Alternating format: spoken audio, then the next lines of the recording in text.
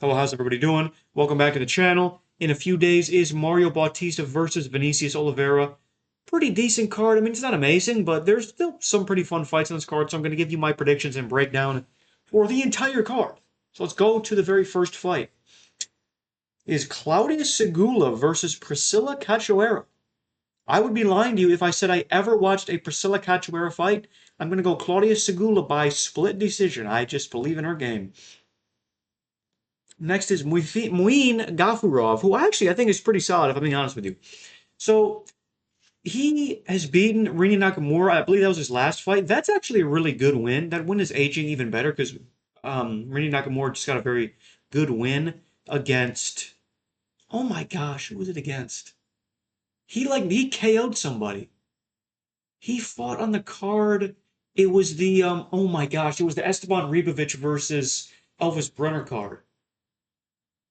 Who the fuck was the main event for that card? Was it Brandon Moreno? Oh my gosh, that's gonna eat at me. I cannot believe I can't think of that. Elvis Brenner, Esteban Ribovic was there. It was Daniel Martinez versus Kevin Vallejos was on that card. Oh my gosh, why can I not think of what that card is? Oh my gosh, I can't believe that. Whatever. Muin Gafurov is coming off of a very good win. He's got a couple good wins. I think he's won two in a row. He lost his first two, and then he won his last two. Jacob Wiklacz, I mean, when you're coming off of a war with Patchy Mix, who is not in the UFC anymore, he's now with LFA, I believe. That's not the best of look. I know it was his UFC debut, but in a fight that's that close against a guy like Patchy Mix, who just isn't good and very low level, I don't know. I can't really pick you in that. I'm gonna pick Muin Gafurov by decision. Yeah, I just don't see a way that Jacob Wiklacz can get this done. He's really high output and he will land some damaging shots, but I don't really favor him in this matchup. I think Muin Gafurov is a really smart fighter. He's got really high fight IQ, so I'm gonna pick him there. Next fight, Wang Kong versus Eduarda Mora. I mean, straight up, Wang Kong is a badass. I know she had the one loss, but other than that, she's sweet as fuck. She's really high output. She has a lot of power too, which is kind of cool to see. She's not a big finisher, but I mean, if we're being honest, there's really no big finishers in WMMA. There's very few. I'm going Wang Kong by unanimous decision 30-27. She's gonna rock her in round two. She gets really better as the fight goes on too. So I think she's gonna pick it up in the later rounds and probably damage her and just really start finding her shots more in round two and three. I'm gonna go Wang Kong there. Saeed Nurmagomedov versus Javid Basharat. Javid Basharat, of course, did get colded in his last fight by Ricky Simone in UFC Seattle. Just a fucking. And he had some decent success in that fight. I think he rocked Ricky Simone one time, a little bit in that fight.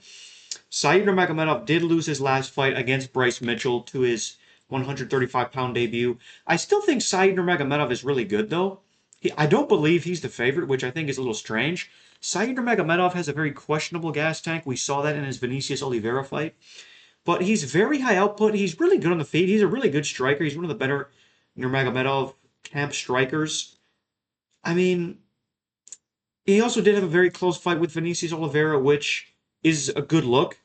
You know, even though both guys did gas in that fight, that is a good look because Vinicius Oliveira is undefeated in the UFC. He had a crazy knockout against Bernardo Sopai. He beat Saeed Nurmagomedov. He beat Kyler Phillips. So that's a good look, showing that you're very competitive. And that was a super close fight, by the way. Some people had him winning that. I did not. But Javid Basharat is a little chinny. You know, he gets clipped here and there. He's got a big ass head. He's pretty inactive. I think he only has two fights in the last 2 years. And he lost his fight before his last one. I don't remember who he was against, though. I just fucking saw this, but I don't remember. And then his fight before that, he had the no contest with Victor Henry. That whole fiasco with the nut shot. Bruno Brazil versus Ketlen Souza. Oh, I'm sorry. Picking Saeed Nurmagomedov by decision. Very close fight, though. 29-28. He's going to win the first two rounds, and Javid Basharat is going to do some damaging shots later on. And Nurmagomedov is going to gas a little bit, and Javid's going to win the third round. But it's not going to be enough because he's going to lose the first two. Let's see. Bruno Brazil versus Ketlen Souza. I mean, this is literally a coin flip fight. I'm leaning towards Ketlen Souza. I think she's the favorite here, but it's not by much. I think she's like a minus 130. Bruno Brazil is really good, honestly. don't fucking know though. Like this is such a hard fight to pick. I'm gonna pick Bruno Brazil. She's got the physicality advantage. She's got the height advantage. She has the reach advantage. She's stronger. I'm gonna go Bruno Brazil by split decision. I don't know. Again, this is a complete coin flip. If I get this wrong, who gives a fuck? Nikolai Veretennikov versus Niko Price. I mean, both guys are trash as fuck, if I'm being honest with you. Niko Price is weirdly tough. And you know what's crazy? Is that I'm pretty sure Nikolai Veretennikov is a massive favorite. He just had a win against Punelli Soriano. Fucking trash-ass fight, by the way. Niko Price is so tough. He almost can make this really competitive. Because Nikolai Veretennikov, he's got some good power in his hands, sure. But again, like, both guys are just trash as fuck. Niko Price is like a subhuman. He just gets beat the fuck up in all of his fights. He got destroyed by Jacoby Smith in his last fight. Now, to be fair, he did kind of survive the crazy finishing sequence, but he eventually did get submitted in the second round. But that's only because Jacoby Smith gassed. I mean, I'm going to pick Nikolai Veretennikov by 29-28 decision. I don't think he's powerful and good enough to beat Niko Price, to KO Niko Price, sorry. And Nikolai Veretennikov just had such a shitty fight with Punelli Soriano. Like, it was so hard to watch. Then he had that fight with, I think he fought Francisco Prado, right? And that was also like a weird, controversial decision. That was UFC 318, if I'm remembering correctly. And he lost that fight, I think. I just remember that fight being super forgettable. And there was a lot of low IQ fight moments. Again, these guys are both shitty as fuck. I'm sorry for just trashing on him, but I'm going to go Nikolai Veretennikov by 29-28 decision. I might be thinking of the wrong person, because didn't Nikolai Veretennikov fight Austin Vanderford? And he lost? Yeah, he lost to Austin Vanderford. I feel like I'm thinking of the complete wrong guy. But yeah, Nikolai Veretennikov, not great, but 29-28 decision. Danill Donchenko, the Ultimate Fighter guy, versus Alex Morono. Alex Morono, another subhuman type guy, got KO'd by Carlos Leal in really hard to watch fashion. He's lost his last couple fights. I think he got a submission win over somebody that I don't remember. Can't really remember, but again, he's just super low level. He's very old. Danill Donchenko has great power. He throws great combinations. He's really high volume. He has really good kicks as well. I think Danill Donchenko is going to break Alex Morono and TKO him in the first round, maybe the second round. Danill Donchenko was supposed to fight against somebody on UFC Chicago, UFC 319, but he had to pull out. I'm not really sure why. I don't remember. So we're finally seeing his UFC debut here. Very excited to see that. I think he's a massive favorite. I believe he's like a minus 400. I think that's fair. I think Alex Morono is going to get chinned pretty badly. Again, I just don't think he's good. He's another one of these like subhuman fighters who is a 68 overall, old, just not really great. I don't think he has any physical advantages here too. I think he might be a little taller, same height. Yeah. Actually, has a reach advantage too, but again, that doesn't really mean shit to me. Just taking a lot of damage in his career as well. Dustin Jacoby versus Julius Walker. Julius Walker put on one of the lowest level fights in his last fight against Rafael Cerqueira, and he barely beat Rafael Cerqueira, who fucking sucks, dude. Rafael Cerqueira is fucking abysmal, straight up. Like, I think he, what was I going to say? I completely lost my train of thought. Yeah, I think Rafael Cerqueira got cut from the UFC. Julius Walker is fucking trash. One of the worst boxers in the UFC. Has absolutely no head movement. He had a very close fight with Alonzo Menifield, which is just a really bad look for Alonzo Menifield. It was a really weird war where it was kind of back and forth, and every guy was just rocking each other, and they were both so gassed. Julius Walker has a good chin, though. But he's just got a shitty gas tank. He was just laying on Rafael Cerqueira the whole time. A lot of low fight IQ moments too. Dustin Jacoby's a very good kickboxer. I think he's just gonna play target practice with Julius Walker's head and win a 30-27, if not like a late TKO. I'm only leaning more towards decision because Julius Walker is so tough and he's got a really tough ass chin. But I just don't think Julius Walker is good at all. When he had that close fight with Alonzo Menifield, he was actually like one of my favorite fighters. Like I really like the guys. Like, dude, this fucking blockhead. I remember I made a video. I was saying that Julius Walker is the George Foreman of the UFC, which is such a fucking bad look, by the way. Now that his last fight happened, but I just meant that in the sense where literally he just stands still, will just absorb shots and just throw right back and just take everything that's given to him and just throw shots back. But Dustin Jacoby has a lot of power in his hands. And he did get KO'd by Dominic Reyes recently. But he KO'd. Oh, what was his name? I want to say it was Vitor Petrino, but I don't think it was. I don't want to get that wrong. I'm not gonna remember right now. But Dustin Jacoby has good power. He's a great kickboxer. He's much more experienced. He's fought way better guys than Julius Walker. And again, he's gonna play target practice with his head, and he's gonna win a 30-27, maybe a late TKO. Like no, he's not gonna. He's just gonna drop him and then land some shots, and the referee's gonna step in. He's not gonna be out cold or nothing. But Dustin Jacoby, relatively easy fight here. Oh God, who's next? Gene Matsumoto versus Farif Basharat. Farif Basharat is on like a 6-fight win streak right now, or I think it's 5, but he had a contender series win as well. A lot of decisions. He's not the most entertaining guy, but he is a very good wrestler. Gets to the hips really well. He gets to dominant positions very well. Sorry about that. Gene Matsumoto put on a very boring fight in his last fight against Miles Johns. It was just very low level. It was low volume. It just wasn't really fun to watch. He had a great fight against Rob Font, who a lot of people had winning that fight. A lot of people picked Gene Matsumoto to win that fight. It was a short notice matchup. He looked really good though, and that's why I picked him against what's his name against Miles Johns, and I thought it was going to be very decisive. I think I picked him by finish too, but he just kind of looked like a shell of himself in that fight, and he just didn't look that good.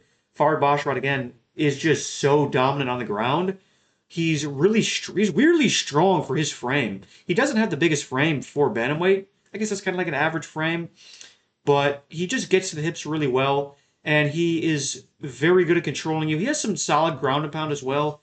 I think he only has one finish in the UFC. That was a submission against Clayton Rodriguez, if that's even how you say his name. That was a while ago. I think that was like 4 fights ago. I'm going to pick Farid Basharat by 29-28 decision. I think he's going to lose the first round because Matsumoto always kind of comes out hot. A little bit high volume early on, but then he kind of slows down as the fight goes on. So I think he's going to land some good strikes in the first round, but after that, I think he's just going to lose the second and third round. He's going to start to get taken down, and he's not going to be doing much to score points and win rounds. So I'm going to pick Farid Basharat by 29-28 decision. Mikhail Oleksiejczuk versus Marc-Andre Barriou. Let's see. Mikhail Oleksiejczuk fighting nerd Mikhail Oleksiejczuk. I mean, he's kind of sweet if you think about it. Like, he's pretty damn solid. Ever since he's moved to the Fighting Nerds, he has looked really good. He's got two fights in a row that he's won, 2-fight win streak. Marc-Andre Barriou, I mean, you KO'd Bruno Silva, but I mean, you got KO'd by Dustin Stoltzfus. I mean, you got you got destroyed by Joe Pyfer and killed by Joe Pyfer. He had a fairly competitive fight against Nurmagomedov, though, where he landed like one shot that he kind of rocked him. But other than that, he was kind of just getting his ass beat for 2.5 rounds, give or take. I mean, I'm going to pick Mikhail Oleksiejczuk by decision. I don't think he's going to finish him here. I think Mikhail Oleksiejczuk is looking much better at his new gym. He's just looking much more composed, smarter, just picking his shots better. He's not as reckless as he used to be. He's more defensively responsible. Again, Marc-Andre Barriou, I mean, his only win in the past few fights has been against Bruno Silva, who was on like his 9th loss in a row, who eventually got cut from the sport, who was told by the matchmakers that that was his last fight, and if he doesn't win, he's going to get cut. That wasn't too long ago, though. That was May 10th, 2025. That was UFC 315. I know that because that was my birthday. But, yeah, I think Mikhail Oleksiejczuk is going to win an easy 30-27 decision. I think he's going to have moments here and there where like he'll land an elbow in close, or he'll land like a big 2, and Mikhail Oleksiejczuk might get rocked a little bit, or he might get wobbled, and then Daniel Cormier freaks the fuck out and screams that he's hurt and that he's about to get finished with. You know what I mean? But I'm gonna pick Mikhail Oleksiejczuk here by pretty easy decision. Again, Marc-Andre Barriou just Not really the same fighter he used to be. So it's taking a lot of damage as well. Jailton Almeida versus Rizvan Kuniev. Whoa. Let's see. There we go. Rizvan Kuniev is 0-1 in the UFC. In my opinion, he should be 1-0 in the UFC. I think he beat Curtis Blaydes. I firmly do. Now, again, Curtis Blaydes was injured in that fight. I think he tore his hamstring, he said. It was something in his leg.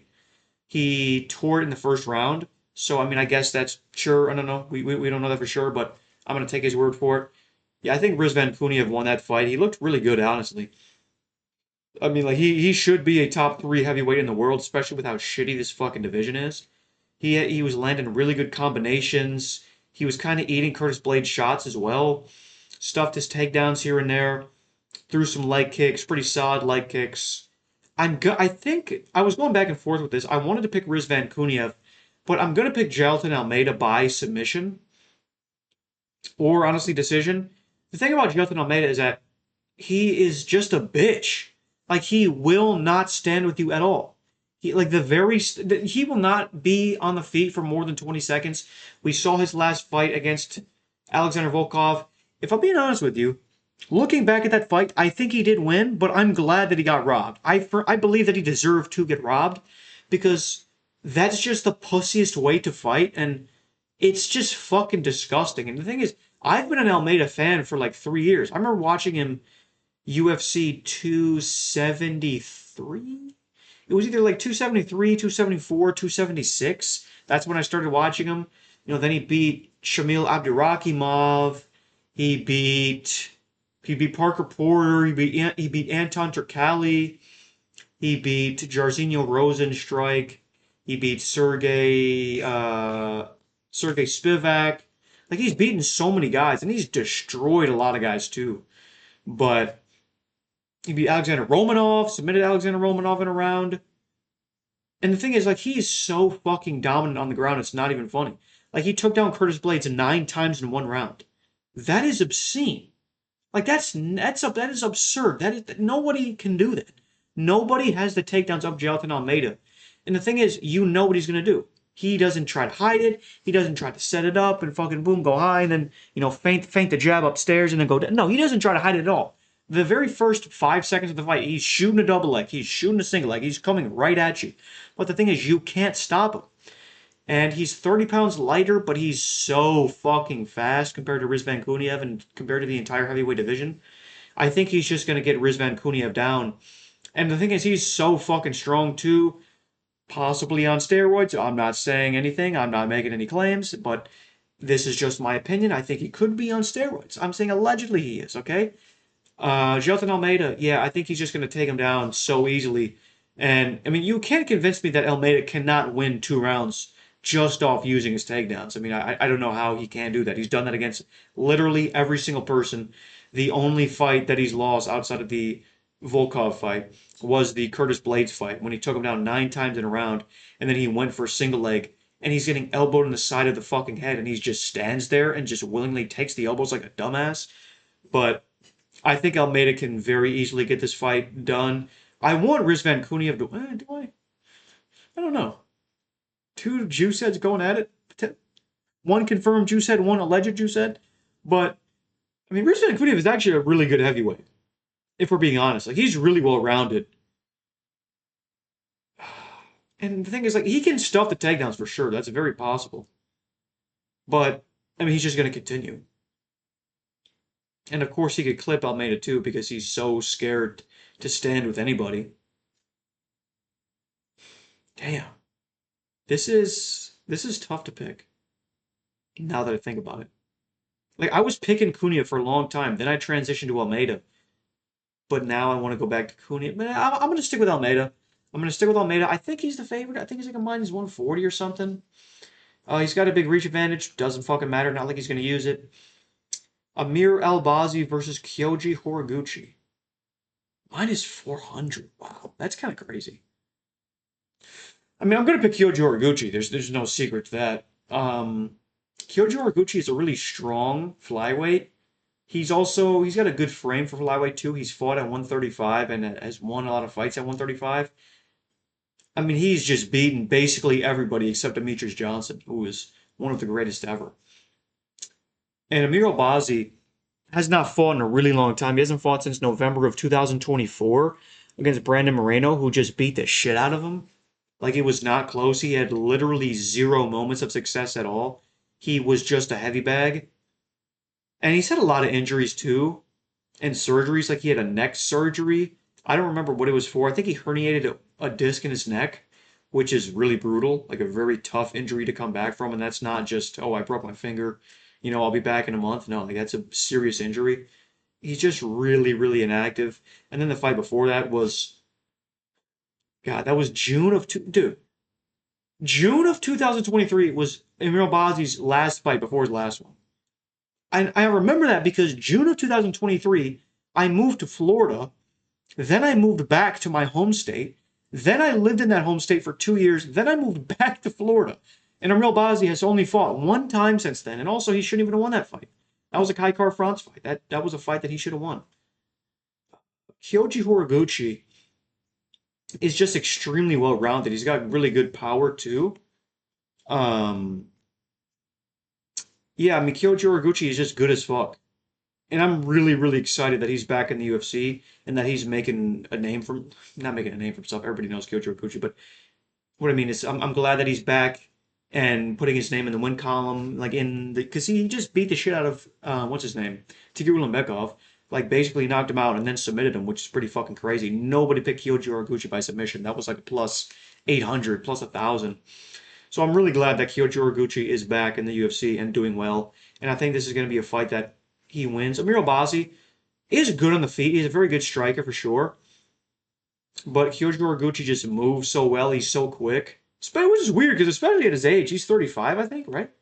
Can we get an age here? Does it show his age? Of course not. Now we need to confirm this. I'm pretty sure he's 35 or 36. We need to know this for a fact. Age 35. Yeah. I think he's turning 36 too, soon too, which is pretty crazy, especially at this division. Yeah, I'm going to pick Kyoji Horiguchi by 29-20 decision. I think Amir Albazi can win the first round or maybe win the third round, because Kyoji Horiguchi is super high pace, and I think he can steal the first 2 rounds pretty easily. But, I mean, I think Amir Albazi, he's got some solid hands, so I think he could land a shot or two that's damaging, and the judges will like it and give him a round. Minus 400 is pretty crazy to me, though. But, oh well. Vinicius Oliveira versus Mario Bautista, the main event. I'm going back and forth with this fight. Vinicius Oliveira is a huge bantamweight. He said in an interview that he cuts 23 kilos to make bantamweight. That's like 49 pounds. That is fucking absurd. He's if you want to talk about weight bullies, I kind of disagree with that topic and that aspect, but Vinicius Oliveira, if you want to say that's a real thing, Vinicius Oliveira is the biggest weight bully in the fucking history of the UFC. Alex Pereira was cutting 35 pounds. Vinicius Oliveira is cutting 50 pounds. How the fuck is that possible? That's fucking insane. Okay, Vinicius Oliveira has a shitty gas tank, probably because he cuts 50 fucking pounds. Hey, maybe that's why. But yeah, he's got a shitty gas tank. He's very powerful. He's got really good takedowns. He really telegraphs his shots, though, on the feet, not his takedowns. He really telegraphs his shots on the feet, which I think is not good in a fight against Mario Bautista, who is underrated as fuck, by the way. Everybody hates Mario Bautista because he had one annoying fight 3 fucking years ago. Grow the fuck up. I can't fucking stand these UFC fans who, okay, yeah, he had a lame round and a half performance against Jose Aldo in fucking 2024. Shut the fuck up. Who cares, bro? He's a very good fighter. He's had wars. He's had really good fights. He's only 2 losses in the UFC. One to Corey Sandhagen, one to Umar Nurmagomedov, when that was a really good fight, really entertaining fight. He beat the shit out of Patchy Mix in a ridiculously high volume fight. Landed like 180 strikes in that fucking fight. It was a 3-round fight, and he landed 180 strikes, which is obscene. Mario Bautista is just really well-rounded. He's patient, but he's also really high volume. Like, he picks his shots really well. Really damaging leg kicks. He throws a lot of He throws multiple punch combinations, which I like. Vinicius Oliveira is just so wild, though, and he's very hard to game plan for because he just does a lot of crazy shit. It's really good record in the UFC though. Like he in his debut, KO'd Bernardo so holy shit, KO'd Bernardo Sopai in one of the best finishes we've ever seen. Crazy jump knee. Then he beat Ricky Simone by a very dominant decision. Then he beat Said Nurmagomedov in a really entertaining fight, really high pace fight. Then he beat Kyler Phillips in a very entertaining fight, really high pace fight on UFC 318. I like the activity from Vinicius Oliveira. I just think Mario Bautista is high level and he's got really high fight IQ. And he's just been in there with guys like Corey Sandhagen, like Umar Nurmagomedov, guys that are much more technically sound and much better fight IQ and much more skilled than Vinicius Oliveira. Not that Vinicius Oliveira isn't skilled, but I just think Vinicius Oliveira is very wild and he does a lot of shit that doesn't work at the high level and won't work at the high level. Like it can work against a guy like Bernardo Sopa.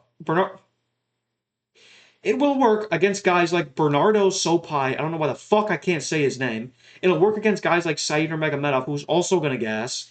But against a guy like Mario Bautista, who's just really smart and really good, I don't know, man. Batista's got solid power too.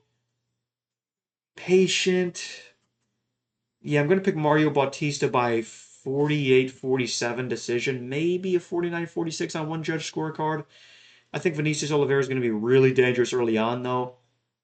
But Mario Bautista has really good cardio. Pair that with his high pace.